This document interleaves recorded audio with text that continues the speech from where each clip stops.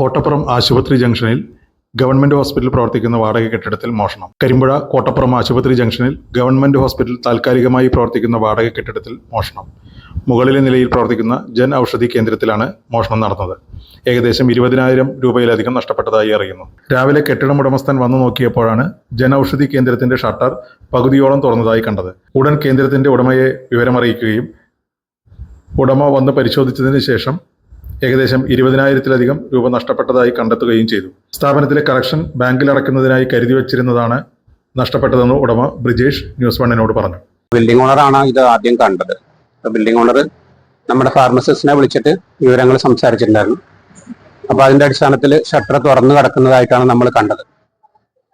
പിന്നെ അതിന്റെ ഉള്ളിൽ കൗണ്ടറിൽ വെച്ചിട്ടുണ്ടായിരുന്ന നമ്മുടെ ക്യാഷ് ഏകദേശം 3 ദിവസത്തെ കളക്ഷൻ പൈസ ഉണ്ട്. അതായത് നമ്മുടെ ജൻ ഔഷധിയുടെ ബാങ്ക് അക്കൗണ്ടിൽ അടയ്ക്കാൻ വേണ്ടിയിട്ട്, മരുന്നുകളുടെ പൈസ അടയ്ക്കാൻ വേണ്ടിയിട്ട് ഇന്ന് കാലത്ത് ബാങ്ക് തുറക്കുമ്പോൾ അടയ്ക്കാൻ വേണ്ടി വെച്ച പൈസയാണ്.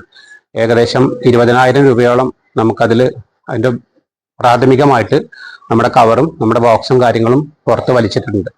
അപ്പോൾ അതിൽ നിന്ന് നമുക്ക് കഴിഞ്ഞ 3 ദിവസത്തെ കളക്ഷൻ പൈസ അറൗണ്ട് 20,000 രൂപ പ്ലസ് ഉണ്ടാവുള്ളൂ. പിന്നെ കുറച്ച് ചില്ലറ പൈസയാണ് കോയിനായിട്ട് നമ്മൾ കസ്റ്റമേഴ്സിന് മാറ്റി വെക്കാൻ വെച്ച പൈസയും നമുക്ക് നഷ്ടപ്പെട്ടിട്ടുണ്ട്. പ്രാഥമികമായിട്ട് പോലീസ് വന്ന് സംസാരിച്ചിട്ടുണ്ട്. അപ്പോൾ ഇപ്പോൾ ഫിംഗർ പ്രിന്റ് എടുക്കാൻ വേണ്ടിയിട്ട് നല്ല സംവിധാനം ചെയ്യുന്നുണ്ട്.